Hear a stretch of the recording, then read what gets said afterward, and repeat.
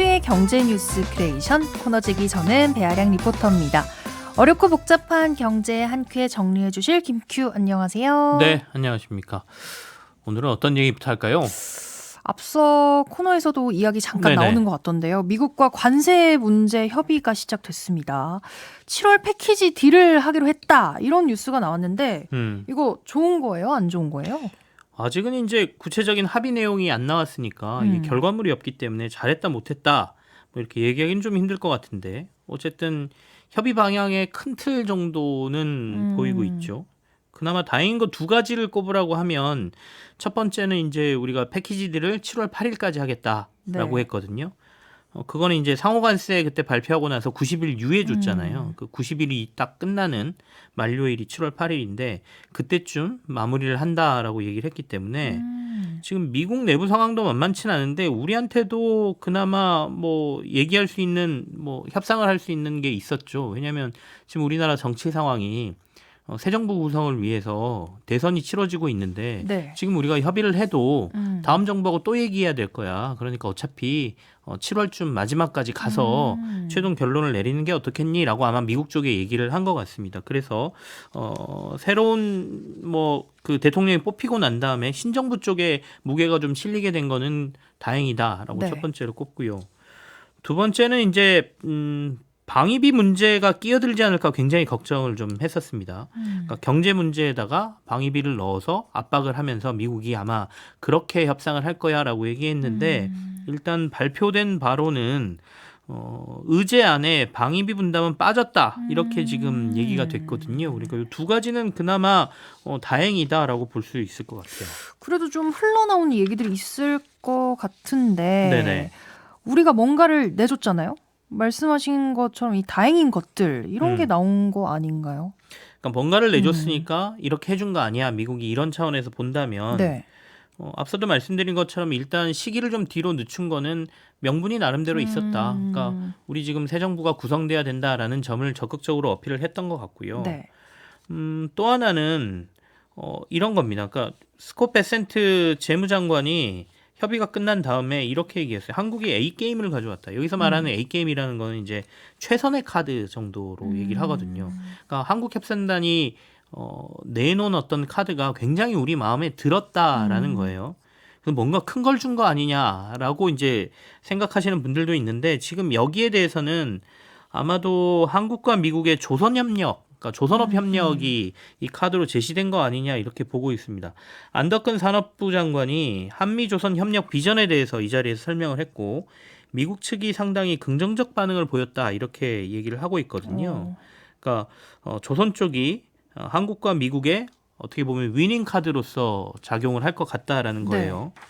그러니까 지금 미국은 해군력 강화에 좀 사활을 걸고 있습니다. 그러니까 중국보다 더 많은 군함을 건조해야 된다라고 트럼프 대통령이 얘기를 하고 있고 우리가 그렇게 할 거다라고 얘기를 하거든요. 네.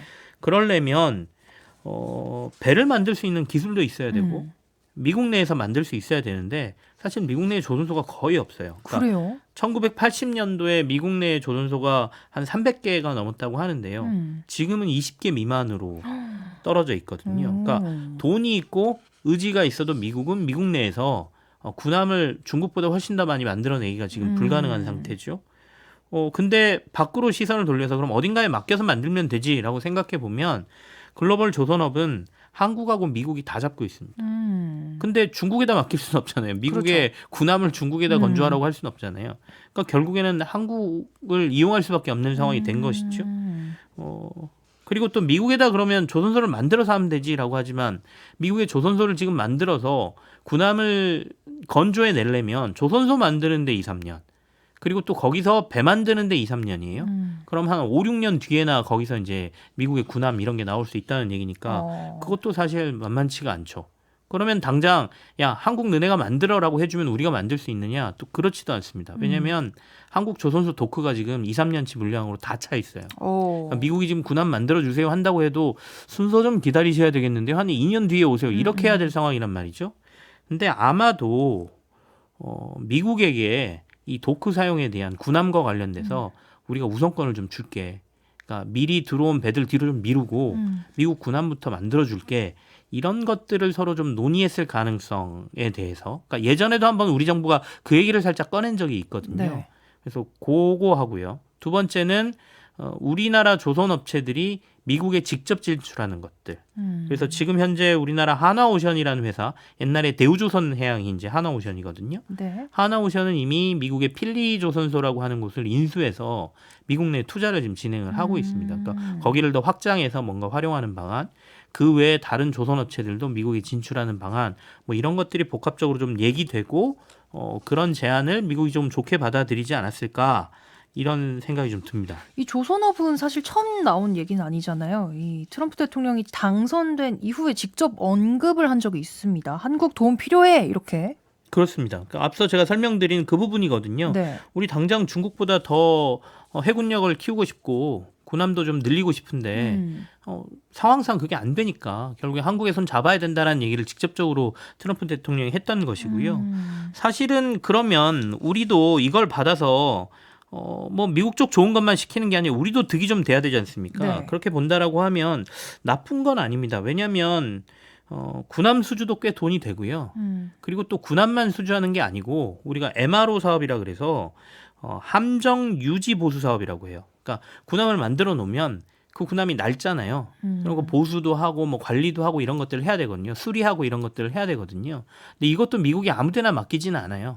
그러니까 이제 그 보안 사안이라든지 여러 가지 군사 기밀과 관련된 것들이 있기 때문에 이 군함을 해외로 가지고 나와서도 수리를 잘 안 하거든요. 네. 그러니까 미국 내에서만 하는 뭐 이런 건데 그러니까 우리가 직접 진출해서 이 사업까지 같이 할 수 있다라고 하면 이것도 뭐 몇십조 원 되는 시장이기 때문에 우리나라 업체들도 여기에 직접 진출하려고 노력을 하고 있는 상황에서 약간의 위인 카드가 될 수 있다 이렇게 보이고요.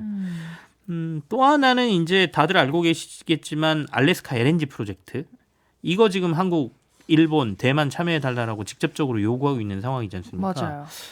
이것도 아마도 좀 열어놓고 얘기를 하고 있는 것 같습니다. 그래서 어떤 구조든지 우리가 아마도 이 프로젝트에 발을 담글 가능성이 굉장히 높아졌는데 문제는 그거죠. 어떤 방식으로 담그느냐. 그러니까 발을 꼭 담궈야 된다라고 하면 살짝만 담궜으면 좋겠다라는 거죠. 그러니까 이게 너무 깊이 담궜다가 나중에 진짜로 LNG 프로젝트가 뭐 잘 되면 좋은데 잘 안 됐을 경우 엎어졌을 경우에 손실을 같이 떠안아야 되는 거잖아요. 네. 그러니까 이 구조를 어떻게 짜느냐의 문제인 것 같습니다. 근데 사실 이런 프로젝트 자원개발 프로젝트의 구조라는 게 뻔해요. 그러니까 우리가 이제 그 동해안의 대왕고래 프로젝트 하는 거랑 비슷하거든요. 규모가 훨씬 클 뿐이지. 그러니까 뭔가 자원개발 선두에는 공기업, 그러니까 한국가스공사 이런 데들이 선두에 서고 그리고 나서 컨소시엄 같은 걸 짭니다. 자본되는 회사, 그다음에 실제로 그 프로젝트에 참여하는 민간 회사 이런 데들이 이제 컨소시엄을 짜게 되지 않습니까? 그러면 그 컨소시엄이 결국에는 사업비하고 뭐 이런 것들을 다 같이 부담하는 거기 때문에 부담이 공기업은 결국엔 세금이 바탕이고요. 그리고 민간 기업들도 돈을 낸다는 거는 민간 기업들에게 이 부담이 전가되는 거기 때문에 너무 큰 부담이 안 되는 구조로 우리가 사업에 들어가야 되는데 아무튼 그 구조를 어떻게 어느 정도까지 우리가 방어를 하면서 발을 담그느냐가 굉장히 중요할 것 같고요. 다만 지난번에 한번 알래스카 프로젝트 제가 얘기하면서 했듯이 어쩔 수 없다면 최대한 살짝 담그긴 하는데 지금 동해안의 대왕고래 프로젝트보다는 그나마 조금 여기가 나을 수도 있다라는 생각도 있거든요. 그러니까 지금 뭐 정치권이나 앞으로 진행되는 상황이 어떻게 될지는 모르겠지만 네. 그러면 일단 대왕고래 프로젝트를 중단하고 그쪽으로 조금 포커스를 맞춰서 이왕 써야 될 돈을 양쪽에다 쓸 수는 없지 않습니까? 너무 많으니까. 네. 그런 것도 고민해볼 포인트라고 생각이 듭니다. 어떻게 진행될 거로 보세요? 지금 로드맵은 나와 있습니다. 4가지 분야로 의제가 좁혀졌어요.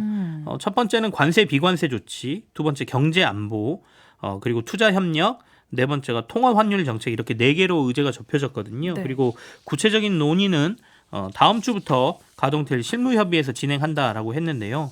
걱정스러운 부분은 앞서도 그나마 다행이다라는 점 중에 하나인데 방위비나 이런 것들이 중간에 끼어들 가능성. 그러니까 일본도 실무협의 이제 진행하고 있는데 첫 번째 협상에서 갑자기 트럼프 대통령 나타나서 방위비 얘기 꺼냈거든요. 그러니까 네. 이런 식으로 트럼프 대통령의 돌발 행동 이런 것들이 나올 가능성도 있고요. 왜냐하면 지난주에 이제 스코페센트가 한 행사에 참석해서 이런 말을 했습니다. 동맹국들이 공동의 방어에 대한 더 강한 헌신을 해야 한다라고 하면서 글로벌 경제관계 안보 파트너십이 반영돼야 한다라는 발언을 했거든요. 그 얘기는 결국 방위비, 경제 이런 부분에 있어서 방위비 우리 끌어넣어서 얘기할 거야라는 거기 때문에 언젠가는 이 얘기를 꺼낼 것 같아서 이 실무 협의를 좀 지켜봐야 되는데 그게 좀 불안 요소입니다. 좀 시간이 필요하겠어요. 그쵸? 7월 8일까지니까 그 안에 뭐 실무 협의하시는 분들이 잘 해야 되고 또 잘 하실 거라고 믿어야죠. 이번에 이 주제로 넘어가 볼게요. 1분기 우리나라 GDP 성장률이 마이너스가 나왔습니다. 이 소식 전해주세요. 이게 사실은 좀 더 걱정입니다. 그러니까 물론 외부의 이런 외풍들 때문에 여러 가지 영향을 받는데 올해 1분기 GDP 성장률은 사실은 조금 잘 나올 가능성을 언급을 하고 있었거든요. 그러니까 네. 약간의 기대감이 있었습니다. 내수 경기 침체는 이미 우리가 알고 있었던 거지만 수출 쪽이 조금 괜찮을 가능성 얘기가 있었어요. 그 이유가 이것도 상호관세하고 연결이 되는데요. 트럼프 대통령이 4월 초에 상호관세를 발표하겠다라고 얘기를 해놓으니까 미국 내에서 관세가 부과되기 전에 물건값 오르기 전에 빨리 물건 확보하자라는 수요가 생깁니다. 그래서 이른바 땡기는 수요죠. 빨리 땡겨서 재고를 가득 쌓아놓자 이런 수요가 있을 걸로 봤거든요. 그래서 실제 중국 같은 경우에는 1분기 GDP 성장률이 5.4%가 나오면서 예상보다 높게 나왔어요. 네. 중국이 지금 올해 경제 성장률 목표로 5% 평균 잡고 있거든요. 그러니까 평균보다 지금 높게 나오는 거잖아요. 중국은 그래서 그 효과를 좀 본 걸로 해석을 해요. 그러네요. 2분기부터는 좀 떨어질 거다 이렇게 얘기하고 있거든요. 그러니까 실제로 중국 물건들 막 유통가에서 월마트나 막 이런 데서 중국 물건 막 사다가 재고 쌓았다는 얘기거든요. 근데 우리나라는 그런 효과는커녕 도리어 역성장이 나왔습니다. 그러니까 전기 대비해서 0.2%가 GDP가 감소해 버렸거든요. 그리고 더군다나 이 추세도 별로 안 좋아요.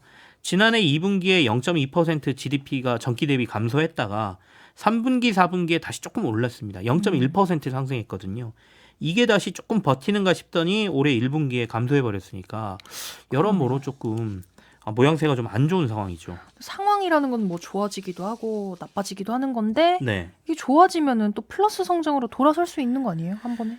그렇죠. 뭐 상황이 좋아지면 금방 또 돌아설 수 있는 거긴 한데 이게 상황이 좋아지면이라는 if가 저희가 붙어 있는 거잖아요. 가정법이 붙어 있는 거잖아요.